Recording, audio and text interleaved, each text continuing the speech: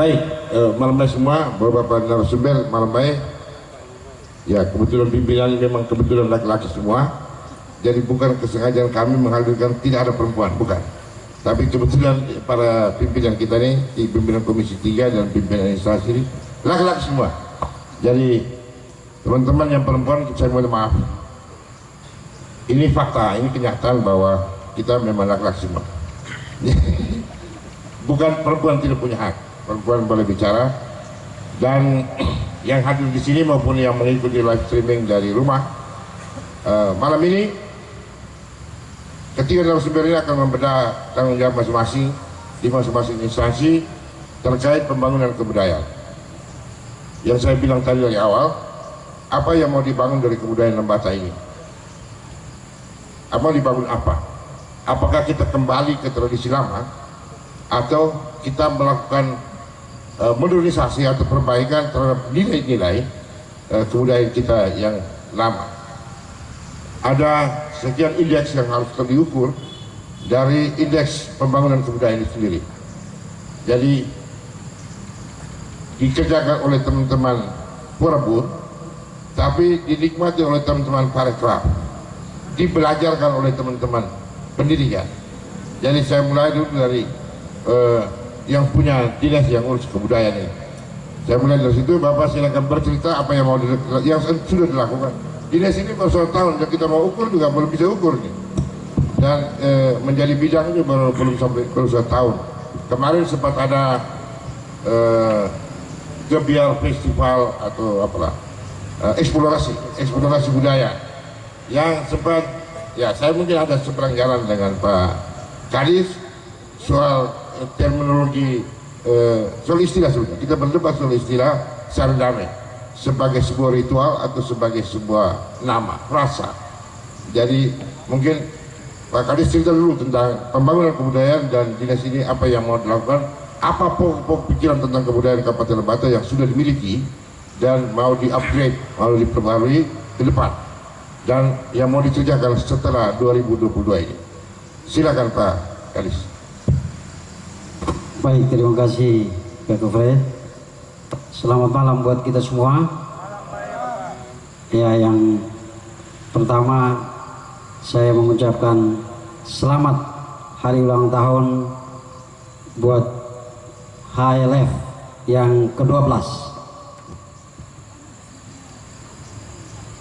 Juga selamat malam buat Pak Lawrence, Ketua Komisi 3, Pak Kadis Pendidikan, Pak Kadis Parekraf, dan semua kita yang ada di sini. Selamat malam, malam baik buat kita semua. Kebiasaan budaya orang Lembata, kalau salam biasa kita gunakan malam baik, malam baik. Ya, Dinas Kepemudaan, Olahraga dan Kebudayaan baru juga seumur jagung, ya lebih tua HLF. Porabot baru 1 tahun lebih, menangani kepemudaan, olahraga dan kebudayaan. Dan tahun ini maraton Dinas Kepemudaan, Olahraga dan Kebudayaan melakoni secara maraton 3 kegiatan besar, yaitu yang pertama eksplorasi budaya, itu dari Februari sampai dengan bulan Maret, hampir 1 bulan penuh. Kemudian dilanjutkan di bulan September El Tari Memorial Cup. Kemudian di bulan November kemarin melaksanakan akhir dari kegiatan adalah Pekan Olahraga tingkat Provinsi Nusa Tenggara Timur untuk mempersiapkan atlet-atlet menuju PON 2023 dan 2028, di mana NTT menjadi tuan rumah. Mudah-mudahan Lembata menjadi tuan rumah untuk salah satu cabang. Ya, kebetulan kita punya GOR 99, mudah-mudahan menjadi daya tarik untuk nantinya bola kaki bisa di Lembata. Baik, Kak Fred, bahwa Dinas Kepemudaan Olahraga dan Kebudayaan, terutama di bidang kebudayaan, kita punya program utamanya adalah pengembangan kebudayaan. Pengembangan kebudayaan. Dan yang menjadi prioritas utama mestinya adalah penyusunan pokok pikiran kebudayaan daerah. Nah, inilah yang menjadi prioritas utama yang harus kita lakukan, di mana dalam pokok pikiran kebudayaan daerah itu tentu tidak terlepas dari aspek pemajuan kebudayaan. Ya, kalau bicara soal pemajuan kebudayaan, di sana ada objek kebudayaan. Objek kebudayaan terdiri ada 10 yang tadi Pak Kak Fred sempat sampaikan soal bahasa, yang memang kita punya salah satu pakar bahasa, Bapak Gori Syiraf, yang bisa membuat bahasa Indonesia menjadi bahasa yang sekarang kita jalani. Ya, jadi di sana ada 10 objek pemajuan kebudayaan, salah satunya bahasa. Kemudian juga adat istiadat, yang kemarin di eksplorasi budaya mungkin kemarin hanya karena bahasa saja, ya istilahnya saredame, tetapi di dinas mengutamakan eksplorasi kebudayaan. Jadi di sana Pak Kak Fred, kita prioritas utama adalah pokok pikiran kebudayaan daerah, karena di sana dia mencakup tadi aspek pemajuan kebudayaan, ada 10 aspek: bahasa, adat istiadat, kemudian dan yang lain-lain, karena kita tahu di Lembata memang cukup beragam, ya cukup beragam. Dan di dalam aspek pemajuan kebudayaan itu sendiri, dalam pokok pikiran kebudayaan itu termuat identifikasi aspek daripada kemajuan kebudayaan itu sendiri. Ya, terutama yang tadi yang saya sampaikan tadi, ada 10 objek pemajuan kebudayaan, salah satu bahasa, adat istiadat, itu kita bisa identifikasi. Kemudian sumber daya manusia yang bergerak di bidang kebudayaan, sarana prasarananya, kemudian lembaganya. Di sana tentu itulah yang menjadi prioritas utama yang harus dikejar oleh dinas ini, sehingga memiliki landasan pengembangan kebudayaan itu sendiri. Barangkali untuk sementara itu dulu, Kak Fred, saya kembali. Ya, kita beri aplaus dulu untuk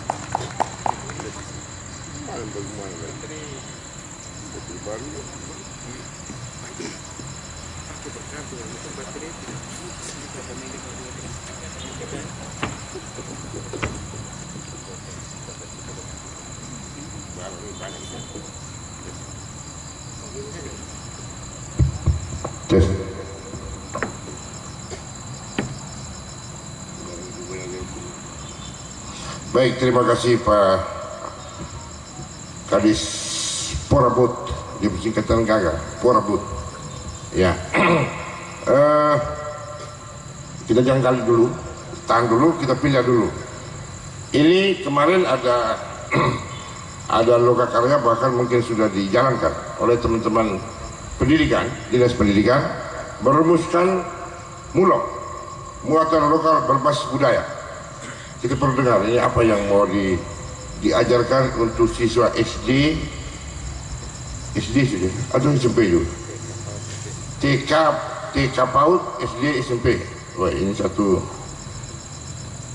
lapis generasi, lapis TK, lapis SD, lapis SMP. Ini sudah tiga generasi, bahkan sampai 6 generasi itu yang dikasih MULOK. Seperti apa MULOK kita? Mungkin ini cerita dulu.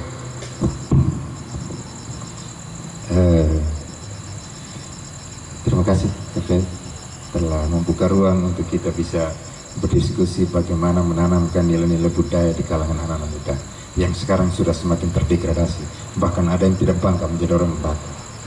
Itu yang titik pertama yang saya sampaikan, Pak. Itu bentuk keprihatinan kita. Kalau tidak, suatu saat nanti kita orang Lembata tapi gayanya ke barat-baratan. Itu sudah terjadi. Orang pergi Kupang 1-2 hari pulang sudah pakai sonde. Padahal di sini ada tokong, ada tea, tapi sudah lupa dengan barang-barangnya. Padahal dia baru 1-2 hari di Kupang pulang, apalagi ke Jawa. Tugasannya 1-2 hari pulang sudah mulai pakai enggak-enggak. Ini bentuk keperhatian kita. Nah, terus kalau kami di Dinas Pendidikan, kami mengambil segmen edukasinya. Edukasi, bagaimana kita mengedukasi anak-anak kita mulai dari TK, SD, SMP, karena SMA itu urusan provinsi. TK, SD, SMP, untuk agar mereka itu pertama merasa bahwa dia itu orang Lembata. Pertama dia merasa dulu sebagai orang Lembata, dan kalau dia merasa dulu sebagai orang Lembata, maka budaya itu sangat menentukan di sana. Dia boleh nama Kopong, tapi kalau kepribadian dia tidak terbentuk sebagai orang Lembata, minta maaf, Kopong itu hanya simbol. Maka kita di Dinas Pendidikan, saya tidak bilang kami, dan Dinas Pendidikan itu tanggung jawab semua pihak. Kita di Dinas Pendidikan harus berpikir secara bersama-sama bagaimana agar anak-anak kita dari dini sudah ditanamkan nilai-nilai budaya, dan saya yakin bahwa dia punya nilai-nilai yang terkandung nilai universalnya tidak kalah dengan peradaban lain di dunia. Karena dalam satu forum saya sampai katakan begini, saya bilang jangan sampai dulu Soekarno itu dia karena sejarah hanya sebutnya di ND, tinggalnya di ND, tapi jangan sampai dia berkeliaran sampai di Lembata. Karena apa? Ketika mereka tanya, kok bisa ngomong begitu? Saya bilang begini, kami di Lembata itu 5 sila itu kami punya ada. Hanya karena dalam bentuk bahasa Indonesianya itu beda, tapi bahasa kami punya ada. Ya terlepas dari 2 rumpun bahasa tadi kita punya, tapi dua-duanya ada. Dua-duanya ada. Saya bilang ya, kami punya peradaban juga tidak kalah dengan peradaban-peradaban lain. Dan nilai itu tidak boleh hilang. Maka Dinas Pendidikan mengambil peran untuk bagaimana mengedukasi anak-anak dan mulai dari TK untuk bagaimana dia mulai mencintai dirinya sendiri sebagai orang Lembata. Cintai diri sebagai orang Lembata, maka dia harus mencintai budaya yang menjadi akar kehidupan dia, yang membentuk kepribadian dia. Itu pertama. Yang kedua, untuk itu maka kita harus punya strategi. Saya sekarang itu ketemu dengan anak-anak jarang orang tembus, bukan kita meminta dihargai sebenarnya, tapi itulah etika orang timur, orang Lembata mengatakan kalau ketemu orang lebih besar harus tegur sapa. Tapi sekarang untuk ketemu saat tegur saya sudah setengah mati sekali kita dapatkan. Apakah kita biarkan kondisi terus? Dan saya sebagai untuk menakoda Dinas Pendidikan saya punya tanggung jawab moral untuk mengatakan tidak, kondisi ini tidak boleh terulang lagi di anak-anak kita sekarang. Harus kita hidupkan kembali. Ya, tegur sapa itu bukan miliknya orang Jawa saja, kita juga. Kita dulu kalau dengan orang tua duduk di depan rumah, ada orang lewat, biarpun kopinya cuma 1 gelas, tapi kita tegur, mari kita minum kopi dulu kan. Itu tegur sapa kita secara adat sebenarnya. Tapi sudah mulai hilang sekarang, malah ditabrak. Saya kalau di dunia pendidikan, guru sekarang saja, anak muridnya, kalau kita dulu kan 1 kilo kita ketemu guru, kita teriak, selamat pagi Bapak Guru. Sekarang pakai tabrak pun belum. Iya Adi, ya betul toh Andre. Iya. Sekarang tuh murid tabrak guru pun tidak tegur, apalagi kita yang bukan guru. Nah, maka kita pikir bagaimana caranya agar nilai-nilai ini harus ditanamkan, dihidupkan kembali di kalangan generasi muda kita. Maka salah satu cara yang paling pas itu adalah bagaimana budaya kita ini masuk di dalam sistem pendidikan di Lembata.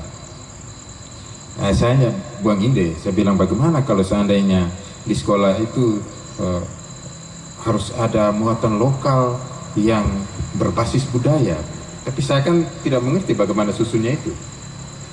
Bagaimana supaya ini bisa masuk di dalam sistem, entah itu menjadi mata pelajaran tersendiri maupun dia itu masuk di dalam mata pelajaran yang sudah ada. Jadi diskusi panjang kita jalani karena tujuan kita tadi itu menanamkan nilai-nilai budaya kepada anak-anak kita dari awal. Akhirnya sudah berjalan lah. Sekarang sudah, karena teman-teman tim pengembang yang kita bentuk itu orang-orang profesional, guru-guru profesional yang ngerti benar tentang perkembangan zaman dan bagaimana caranya agar budaya itu jangan sampai tergilas zaman, dan budaya juga harus tetap update. Budaya tetap update seperti yang sampaikan Kak Fredrik, bagaimana caranya agar anak-anak sekarang itu jangan merasa ketinggalan karena dia kembali seperti masa lalu gitu tuh. Diupdate. Nah inilah teman-teman pengembang merancang, bangun dan lain sebagainya sudah. Ketika dalam bentuk draft saya bingung, ini uang tidak ada nih. Caranya bagaimana saya? Tapi memang Tuhan dan leluhur bawah tanah itu baik, memberi ruang kepada saya untuk dapat bantuan dari Kedareka, Kementerian Dalam, Kementerian Pendidikan, sharing cost dengan Kementerian Pendidikan yang mempercayakan Universitas Muhammadiyah Malang untuk mendampingi tim pengembang kita memfinalkan draft yang telah mereka buat. Dan draft pertama itu disusun pakai masih dengan kurikulum K13. Dalam perjalanan muncul kurikulum Merdeka, akhirnya kita banting setir dengan dampingan dari Universitas Muhammadiyah Malang, teman-teman dari FKIP Muhammadiyah Malang mendamping. Akhirnya draftnya sudah selesai, dan terakhir sebagai persyaratan setelah diseminarkan, seminar pertama sudah jalan, dan setelah itu divalidasi oleh tim dari kurikulum kementerian, dan itu menjadi syarat utama dilayak atau tidak diterapkan, divalidasi, dan setelah divalidasi dinyatakan layak, baru kita launching pada tanggal 12 Oktober kemarin. Sekarang pada tahap persiapan untuk implementasinya di sekolah-sekolah pilot project yang akan mulai berjalan pada Januari nanti. Setelah itu pada tahapan berikutnya adalah kita evaluasi di sekolah-sekolah project. Evaluasi sekolah-sekolah project. Setelah itu kalau misalnya dia pun deviasinya itu di bawah 50%, maka tinggal itu komponen-komponen kecil, kita langsung menuju ke tahun ajaran baru, kita sudah mulai implementasikan. Tapi kalau seandainya dia punya deviasinya di atas 50%, maka kita harus meramunya kembali dan dilakukan seminar kedua. Karena kita harus melewati tahapan-tahapan ilmiahnya sampai dapat. Pertanyaan berikutnya, bagaimana prosesnya? Teman-teman tim pengembang dalam kondisi keterbatasan, mereka keliling dari kampung ke kampung karena kita ambil hanya dari segmen seni dan budaya. Dari kampung ke kampung, dan media waktu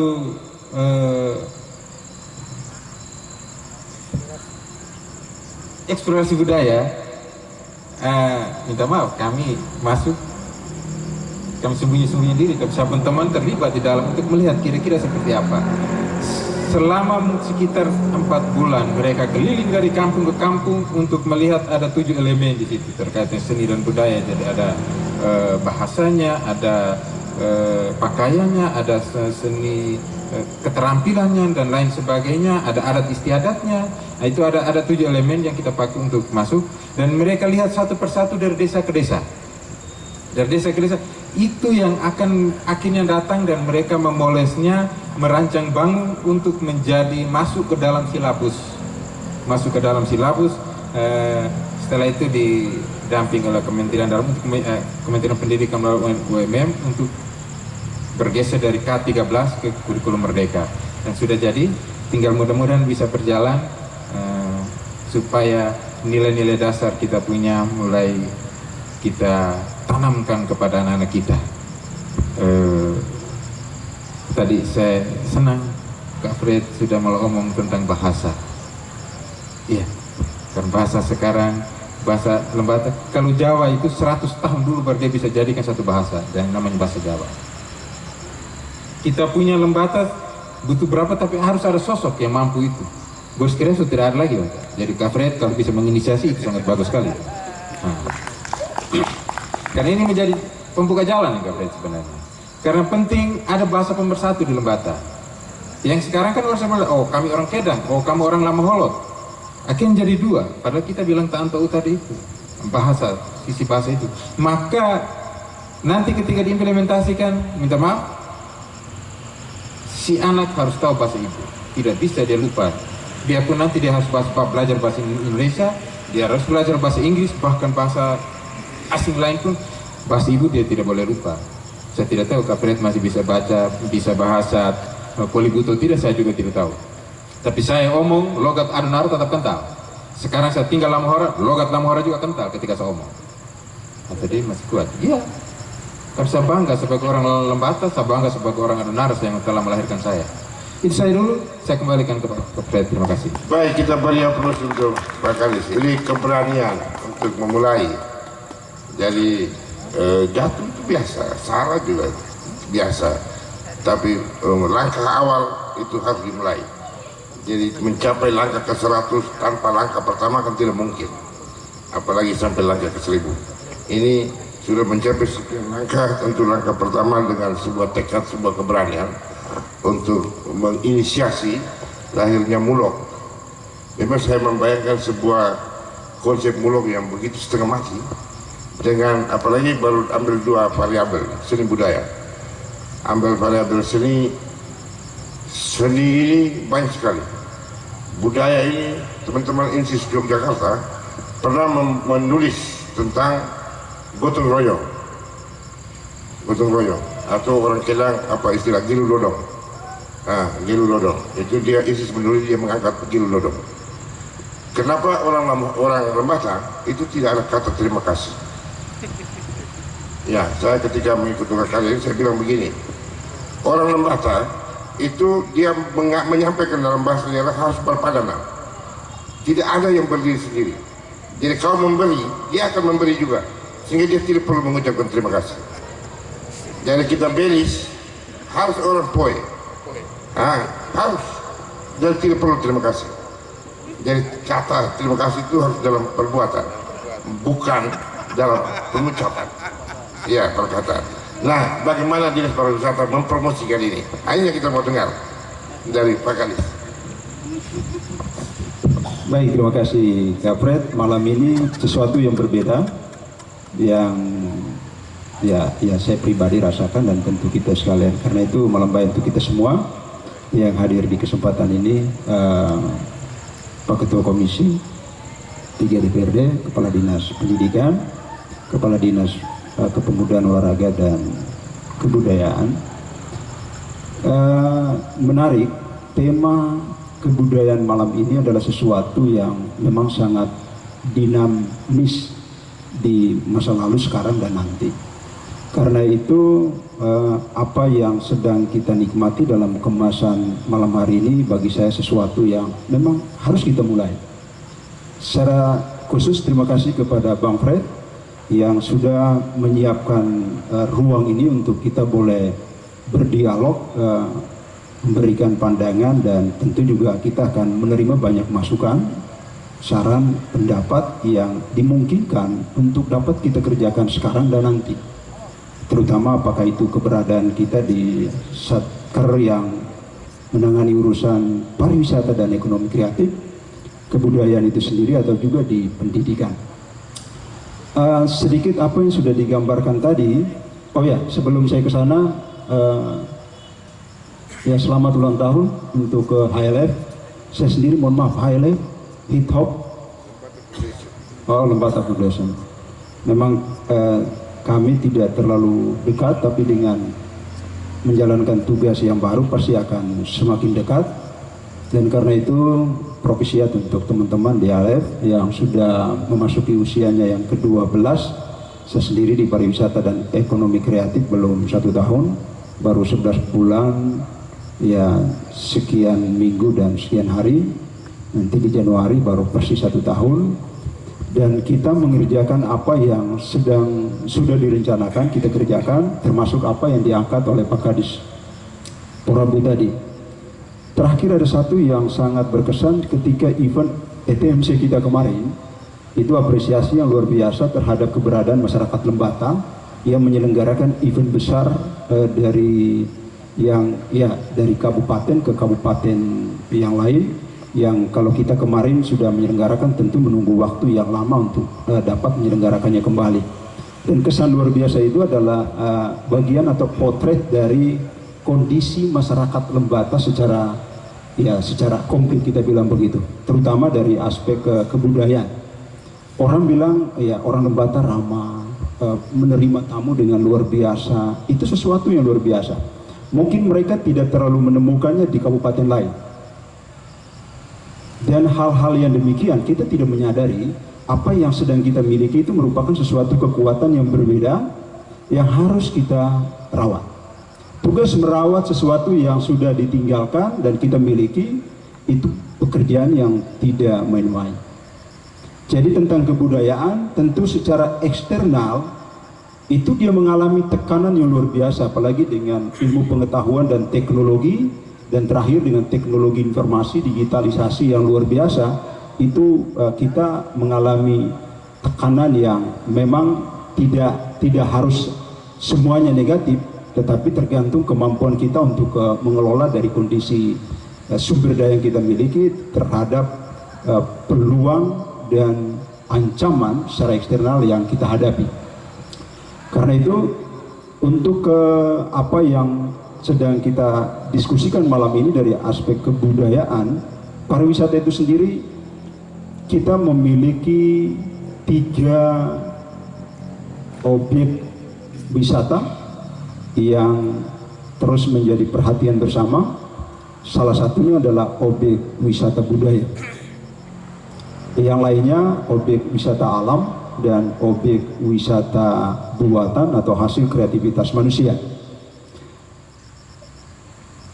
Kalau kita di pariwisata untuk konteks budaya itu sendiri, sesuatu yang paling kuat dari aktivitas masyarakat setempat karena mata pencaharian petani dan nelayan, lebih khusus itu di Lamalera dengan aktivitas budaya penangkapan ikan paus secara tradisional, itu adalah sesuatu yang sangat luar biasa dan sampai sekarang dan sampai kapanpun. Mari kita belajar dari apa yang sedang terjadi di Lamalera. Dengan masa yang panjang dan tentu ke depan, kita bisa melihat sendiri apakah dia sedang mengalami kemerosotan dari aktivitas budaya yang sedang dikerjakan oleh masyarakat kita di Lamalera, karena sampai dengan sekarang itu memiliki daya tarik yang besar. Ukuran memiliki daya tarik yang besar itu paling sederhana, berapa banyak orang yang ke Lamalera menikmati langsung,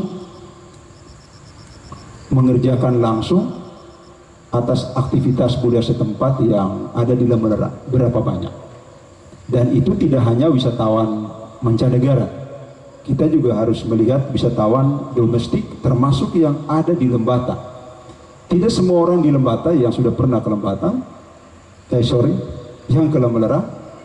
Bahkan juga hampir banyak orang Lembata yang belum menyaksikan langsung aktivitas penangkapan ikan paus secara tradisional. Dan kita boleh berbangga bercerita tentang Lamalera, tapi kita sendiri juga bahkan mungkin belum terlalu paham tentang apa yang sedang terjadi di Lamalera.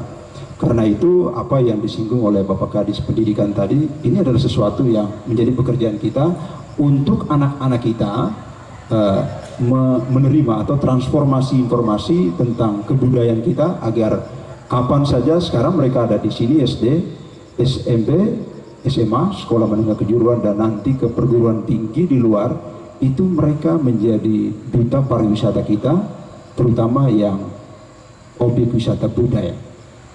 Karena itu jika malam ini bagi saya adalah bagian dari ekonomi kreatif yang sedang kita kerjakan bersama, walaupun kita belum memberikan perhatian yang lebih serius, karena di pemerintah daerah sendiri kita juga belum familiar. Dikira apa yang sedang dikerjakan oleh Bang Fred dan teman-teman itu tidak jauh dengan tugas-tugas yang ada di perindustrian dan perdagangan mungkin. Tapi karena ini adalah baru, di sini urusan pariwisata plus ekonomi kreatif adalah satu kesatuan urusan untuk menuju ke pencapaian target bersama. Yang pertama itu berapa banyak orang yang ke objek wisata atau ke daerah kunjungan wisata, terus berapa lama rata-rata mereka tinggal selama mereka mengunjungi daerah pariwisata atau destinasi, dan yang ketiga itu memang itu target ikutan, yaitu berapa besar pendapatan asli daerah dari sektor pariwisata. Memang di sini kalau di industri pariwisata, perhotelan, restoran dan lain sebagainya itu cukup besar. Tapi itu sampai dengan hari ini kita tidak konsolidasikan sebagai pendapatan asli daerah dari sektor pariwisata. Sehingga kita hanya masih bergerak di retribusi tempat rekreasi seperti di Bukit Cinta dan juga di Wajarang, yang angkanya sampai dengan hari ini saja kita masih bergerak di angka 33 juta sekian dari target 35 juta. Tapi kalau kita cover seluruh urusan pariwisata dan ekonomi kreatif, itu angkanya sesungguhnya besar, termasuk pajak ke hotel, restoran, dan lain sebagainya. Itu adalah bagian dari pendapatan asli dari sektor pariwisata dan ekonomi kreatif. Karena itu dalam beberapa waktu terakhir, karena pandemi COVID, sesungguhnya yang tumbuh bagus itu adalah urusan di ekonomi kreatif yang menyebar di 18 subsektor. Kami dapat menyebutkannya malam ini untuk bisa kita ingat bersama bahwa ternyata subsektor ekonomi kreatif adalah bagian yang terintegrasi dalam urusan pariwisata untuk mendukung target jumlah kunjungan, rata-rata lama nginap, dan juga PAD sektor pariwisata. Antara lain pengembangan permainan, arsitektur, desain interior, musik, seni rupa, desain produk, fashion, kuliner, film animasi dan video, fotografi, desain komunikasi visual, televisi dan radio, kriya, periklanan, seni pertunjukan, penerbitan aplikasi dan game. Itu ada 18 subsektor ekonomi kreatif. Dan kita memiliki sebuah pekerjaan yang nanti harus kita kerjakan bersama, tidak hanya pemerintah, tapi para pelaku ekonomi kreatif. Itu adalah sebuah ruang kreatif atau disebut sekarang dengan kota kreatif. Jadi kita butuh sebuah tempat kurang lebih seperti begini yang bisa menjadi tempat untuk ekspresi para pelaku ekonomi kreatif, terutama yang malam ini musik dan lain sebagainya, untuk bisa menimbulkan ya ada gesekan-gesekan yang berdampak terhadap berbagai transaksi di ekonomi kreatif. Karena itu sekali lagi dari aspek pengembangan kepariwisataan untuk objek wisata budaya yang menjadi tema kita pada malam hari ini adalah sesuatu yang menjadi pekerjaan bersama yang perlu kita lestarikan karena keunikan yang luar biasa dan akan memiliki daya tarik yang kuat untuk lebih banyak pengunjung, dan kita sekalian yang ada di sini bisa menjadi bagian yang tidak terpisahkan dalam membangun dinamika ekonomi secara keseluruhan, ekonomi kreatif secara khusus. Demikian. Baik, kita aplaus untuk Pak Jack. Saya mengikuti ketiga kepala dinas ini, tiga instansi. Ini bicara soal seni, bicara budaya, dan bicara soal seni. Kalau bicara olahraga, ya bola misalnya. Kita punya Gor Gelora 99 yang megah dan menjadi tempat untuk para pesepak bola. Tapi ketika kita bicara seni, kita belum sampai ke sana. Kita belum sampai.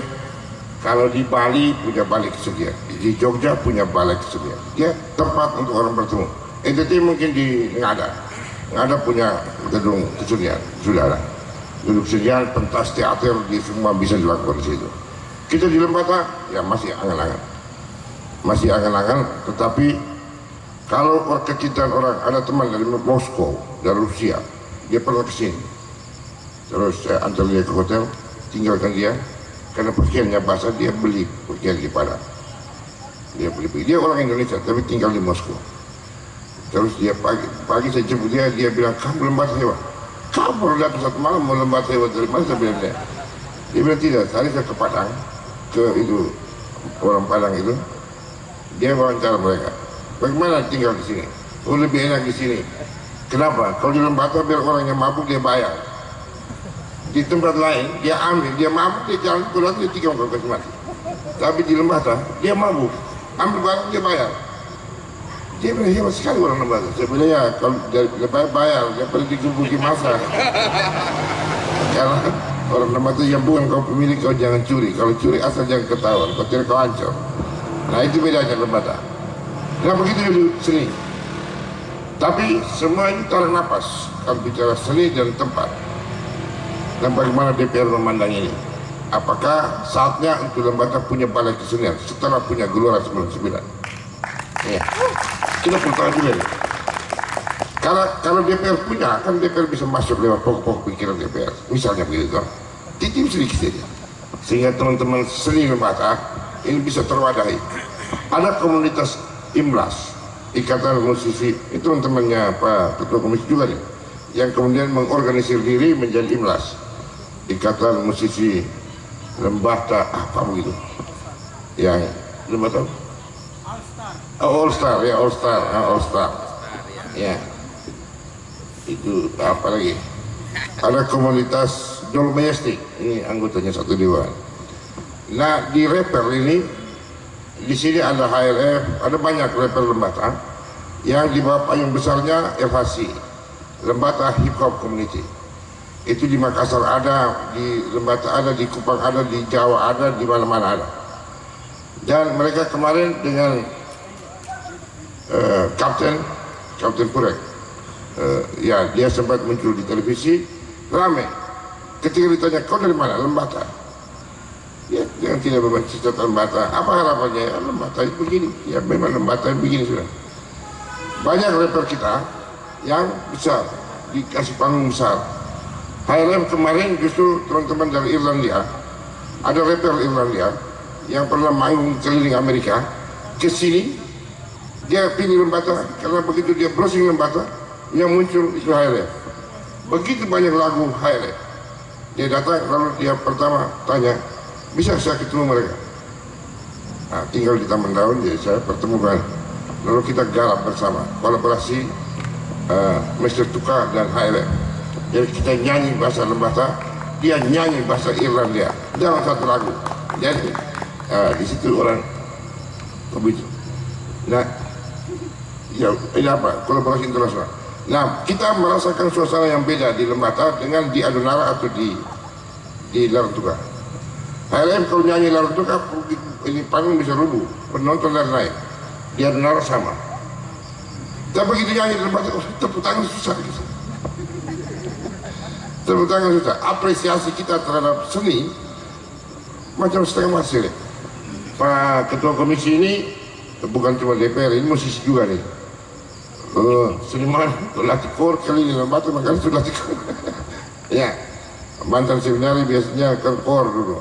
Jadi ya, dan itu tadi kita punya banyak teman, banyak anak Lembata yang potensial. Konrad jadi musikus reggae yang besar. Di belakang, bagaimana kita menyanyi? Kuda tidak menyanyi saja. Aduh, kalau tempatnya tidak ada, baru kita cari tempat. Nah, itu kesulitan kita di situ. Jadi palingan dia tangani ke Labuan Bajo, kita live streaming saja sudah. HLM nyanyi di situ, saya nyanyi di Jakarta, teman-teman lain nyanyi di tempatnya masing-masing, baru di Zoom. Nah ini yang kesulitan, kita tidak punya wadah, tidak punya tempat yang menghimpun. Dulu pernah ada Bupati almarhum pernah menggagas untuk membentuk Selatan Seni Lapar Lembata dan menjadikan Taman Kota sebagai pusat. Pamerannya ada di bekas kantor bupati yang tidak jadi di atas Usikawa gitu. Nah itu mau dipakai jadi tempat berkumpul para seniman. Nah bagaimana teman-teman di Komisi 3 melihat ini? Apakah kita sudah punya waktunya punya sebuah balai kesenian di kabupaten ini? Pak Ketua silakan. Baik, terima kasih. Melambai untuk kita semua.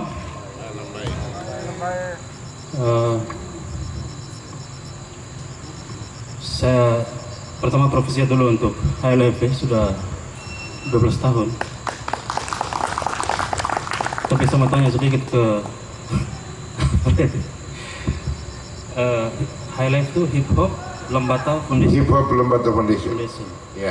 Tadi saya bertanya-tanya, kita ini diskusi kita ini kebudayaan Lembata. Kelompok yang menggagas ini dinamai hip hop. Ya. Berarti hip hop itu aliran musik dari Barat ke Jamaika begitu. Oh. Sehingga saya yang penting bahwa itu di luar dari Lembata lah nama hip hop itu. Hip hop kemudian itu sebuah aliran musik. Jadi aliran musik hip hop. Nah, aliran musik ini sebetulnya ini aliran musik jalanan. Orang di jalan bicara, bernyanyi dengan cara bicara. Dan kemudian dia kemana-mana. Lalu di sini teman-teman sebetulnya menggali ini di Jawa. Jadi mulai dari Israel, ketua ALF, mereka di Jawa kumpul lalu bikin musik rapper ini, musik hip hop ini. Pulang ke sini bertemu mereka, lalu menghimpun diri menjadi HLF. Antara lain HLF, ada banyak komunitas rap di sini. Nah, kita di Lembata itu agak beda musiknya. Musiknya dirubah dalam konteks lokal. Jadi kalau dengar musik HLF dibandingkan rap lain akan beda. Ya, karena mereka melakukan apa namanya improvisasi, memanfaatkan musik lokal dengan musik rap aslinya. Nah, ini yang membuat beda. HLF itu beda. Jadi dia ada ya sempat dibully seorang dangdut, mau dangdut tidak, mau dolo tidak. Tapi dia khas Lembata. Kita dengan Mr. Tuka buat dia agak dolo di situ. Ada musik tradisional yang muncul di situ, digabung dengan musik ini. Anak-anak ini mencoba mengawinkan musik kita, musik Lembata dengan musik luar. Karena ini market, ini pasar. Kita tidak menyanyi untuk kita sendiri, kita menyanyi untuk masyarakat dunia lewat YouTube. Dan di situ kita memperkenalkan musik kita sambil juga menggunakan genre-genre mereka. Itu sebetulnya. Baik, ini lama-lama saya jadi moderator. Terima kasih, bertanya jadi kita menjawab. Baik, tapi pikiran saya begini, maksudnya ada kreativitas yang sangat tinggi yang mengawinkan musik luar. Saya pernah belajar musik sedikit saja, tidak terlalu banyak. Kemudian terintegrasi di Lembata dengan warna Lembata juga tidak hilang. Ya. Itu saya mengapresiasi saja maksudnya. Betul. Luar biasa. Saya sendiri bukan musisi rap, saya pencipta rap. Saya ini diajak, dinobatkan oleh mereka menjadi penasihat. Ya, dinobatkan. Karena ini gara-gara dinas pariwisata ini. Dinas pariwisata, saya cerita sedikit. Saya minta maaf, saya cerita sedikit supaya biar punya background. Kenapa saya ada di HLF? Saya diminta menyiapkan acara sale komodo. Jadi ada tamu sale datang, ini H-2 harus mengajukan RAM dan harus kerja. Kan 2 hari lagi orang tiba. Ketika menyusun RAM, anak saya yang paling kecil, Bapak kalau bisa ada HLF. Apa itu HLF? Saya kan juga tahu. Terus dia nyanyi sambil joget. Oh itu HLF. Jadi saya tanya Aldino bagaimana? Kata HLF, oh dia manajer di sini. Nah, manajer HLF itu dia barista, tukang bikin kopi. Dia kursus difasilitasi oleh dinas untuk jadi barista. Jadi dia jago bikin kopi. Dia bikin kopi. Saya tanya, kamu bayar bagaimana? 8 lagu, ini 1,5 juta. Tapi saya terlanjur bikin rahab itu 2 juta. Saya bilang, sudah saya bayar kamu 2 juta, daripada saya rubah ini rahab. Ini juga bukan saya buang, dia semua yang saya sudah kasih kamu 2 juta saja. Sudah berapa ini bagaimana? Bukannya tawar turun, tawar naik. Dia bilang, bukan daripada saya rubah ini, saya punya konsep. Mendingan saya kasih kamu uang, ini bukan saya buang juga. Ini uang, yang penting kamu isi acara ini. Mereka mau. Begitu selesai acara, beberapa hari kemudian mereka datang ramai-ramai lalu suruh saya jadi penasihat. Saya mengikuti mereka. Saya tidak pernah meminta mereka bikin lagu begini-begini. Tapi bagaimana mereka berdebat untuk merumuskan lirik, merumuskan rapnya itu, susun itu, lalu mereka bertengkar. Itu bukan bahasa Lembata. Macam ini, Jo Lembata le. Kenapa bukan Lembata Jole? Nah, itu yang saya bilang nanti ketiga. Mereka bilang itu kalau Lembata Jole itu orang Tuka. Tapi Jo Lembata Le itu orang Lembata. Beda. Jadi dari segi diksi mereka punya referensi lokal dan bagaimana mereka kawinkan itu. Ini saya bilang kamu mau juga orang Papua, ada sah koko gitu. Tapi itu terjadi dan mungkin bagaimana disikapi? Ya, terima kasih untuk pengantar ya bagi saya. Kami mengenal lebih jauh tentang highlight. Tapi kembali ke topik pembicaraan kita, kalau pertanyaan utama tadi, apakah sudah saatnya kita mempunyai satu budaya center lah, sentral budaya dalam arti fisik, bukan teorinya, tapi dalam arti lebih ke arah fisik ya. Mungkin kita punya satu bangunan khusus di areal khusus dengan pelataran khusus, yang kemudian di dalam itu terintegrasi semua hal yang berurusan dengan kebudayaan. Karena kalau ngomong kebudayaan ini kan hal yang, kalau menurut Taylor itu semua urusan yang berhubungan dengan manusia itulah kebudayaan. Mau seni, mau musik, mau adat istiadat, mau pengetahuan, mau agama, semua itu budaya. Apakah, pertanyaan intinya, apakah sekarang saatnya Lembata harus memiliki itu? Untuk itu sebenarnya saya mau menjawab balik, kenapa baru sekarang? Dan kenapa dia menjadi mendesak sekarang? Kenapa tidak dari kemarin-kemarin? Saya mengikuti selama ini berada di Lembata, itu diskusi-diskusi soal kebudayaan itu sangat minim, sangat sedikit. Hampir tidak pernah orang duduk dan berkumpul berdiskusi sedikit lebih ilmiah, sedikit lebih konseptual, bagaimana kita mengemas budaya Lembata, itu hampir tidak ada. Palingan konsep-konsep dasar itu ada di bapak mereka bertiga yang ada di depannya.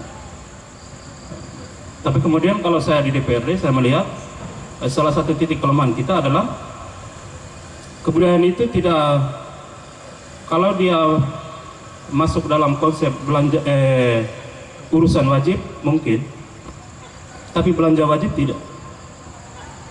Itu yang menjadi problem.